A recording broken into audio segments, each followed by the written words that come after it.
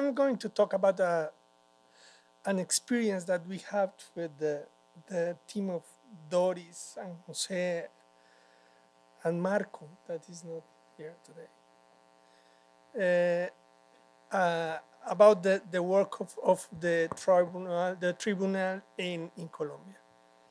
The, the history of the Colombian armed conflict has been written and told traditionally, excluding the voices and experiences of the more than 9 million victims that we have registered until today. It has been investigated and judicialized by prosecutors and judges of the ordinary jurisdiction who did not have the mandate to include the victims' perspectives in their procedures or judgments. Also, the conflict has been documented by the mass media and official newspapers that not necessarily portrayed the victims' pain and realities.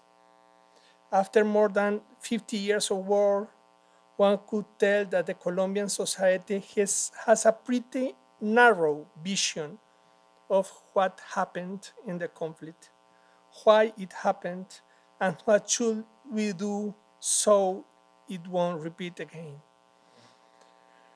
The final peace agreement between the former FARC guerrilla and the Colombian government negotiated in Havana, Cuba, and signed in 2016 created a system of truth, justice, and reparation with a truth commission, a unit for search disappeared people, 200,000, and the special jurisdiction for peace, that is a tribunal of transitional justice. The main objective of the three institutions is to guarantee and maximize the rights of the victims by working together in an articulated manner.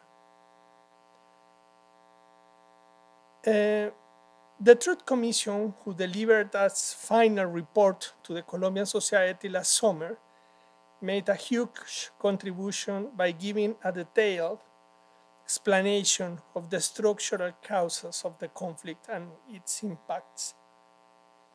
The report was named "There is Future if There is Truth." Now, as special jurisdiction for peace, we must take its legacy and continue our work of investigation, judging, and sanctioning the gravest crimes committed during the armed conflict by the former FARC guerrilla and the public forces.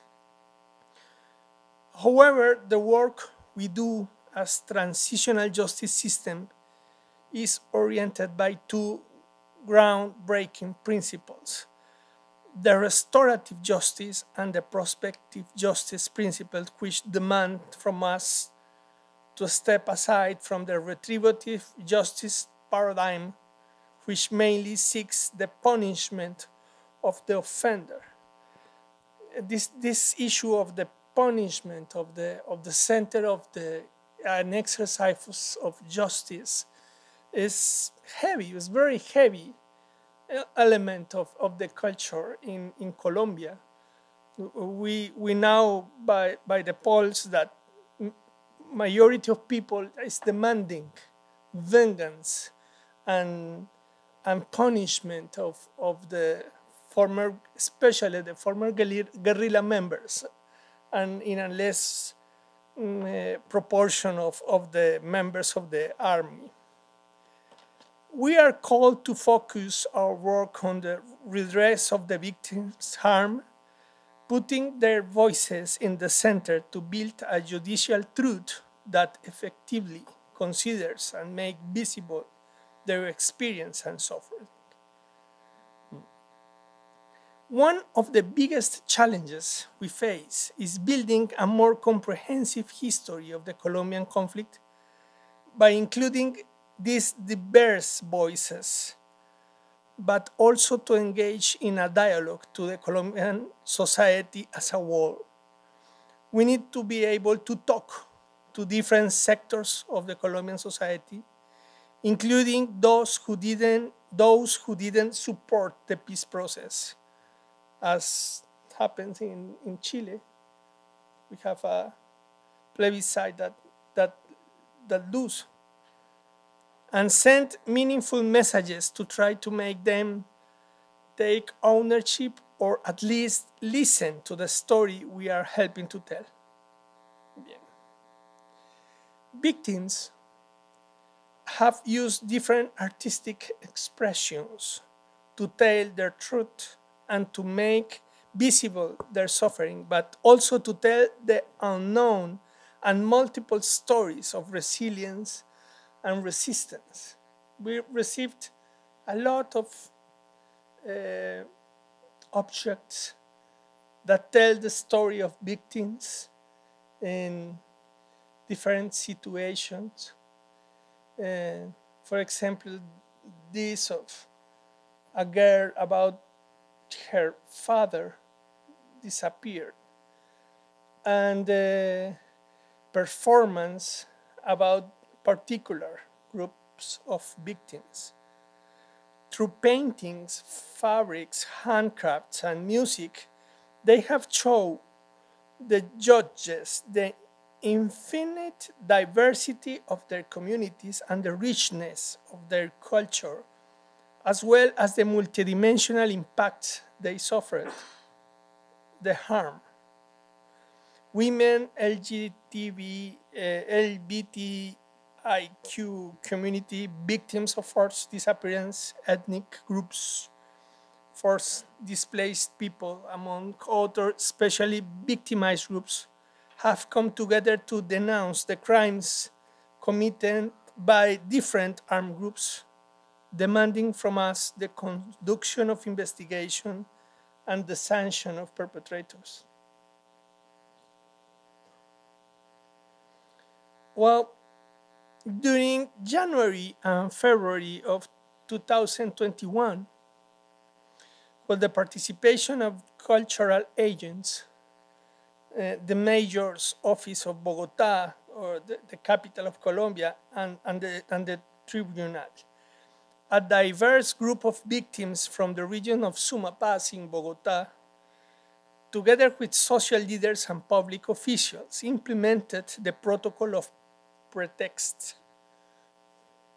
This is intending to expedite dialogues on the role of transitional justice and the place of victims in the paradigm of restorative justice. The series of virtual meetings, because we were in pandemic, and we talked by telephone with peasants in the mountains, many of them. I remember that we could hear the steps of the horses that we were using. The series of virtual meetings allowed them to get closer to each other, and the role of art as a vehicle for developing autonomy and self-esteem.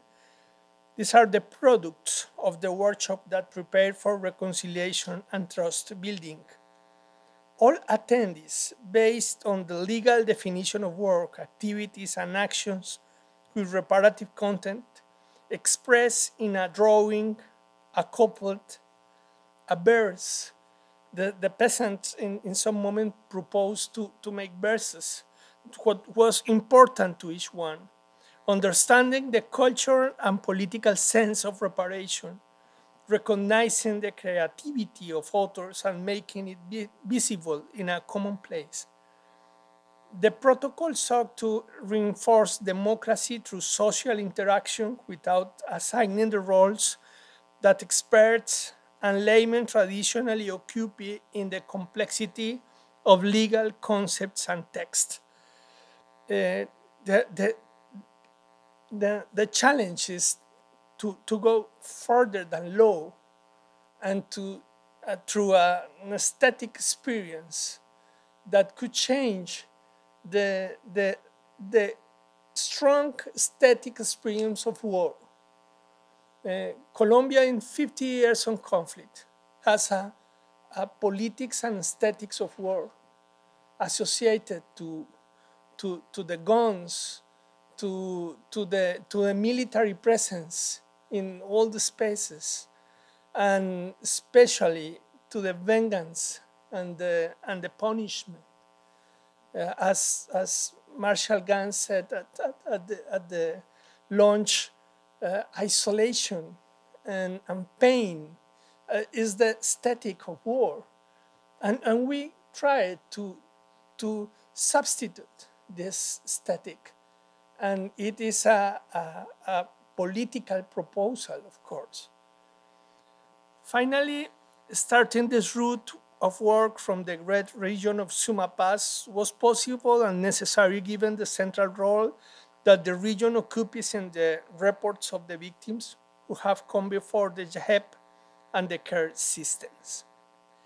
Finally, and some months after this experience, there was a strong movement of political, urban movement of protest against the government. And I want to register that some of my colleagues produced in the middle of the judicial research, they made an effort to produce numbers about the amount of the crimes, and they produced a number that was that in 10 years happened to make 6,400 what we call falsos positivos. The army convinced people with lies to go to other regions of the country, and there they killed them and presented 6,400 young women and men as guerrilla members, false guerrilla members. That's just a tragedy. And this number was a part of the investigation, but the movement in the streets took this number and start to paint it in the walls, in the churches, in the monuments, and it was the symbol of the mobilization of the political groups, and it was a surprise for us because we not intended as judges to make that kind of movement, but the people did that, and they of course didn't ask us about that, and the truth of the judges went so far from our imagination. I want to register that because it's the rupture, the cut with the story that the aesthetical and political experience of people do and can change the scenario. These protests then were very important for the outcome of the process of democratic process that came after. But I want to finish saying that at this moment we have a consciousness of the capacity of people to make new interpretations of the materials that we produce, and that these new interpretations are very contingent, respect the imagination of the judges, and we are trying to work in this area, thinking that maybe the exercise of justice can create conditions of transition, of social transformation, and that was what I want to propose here. Thank you very much.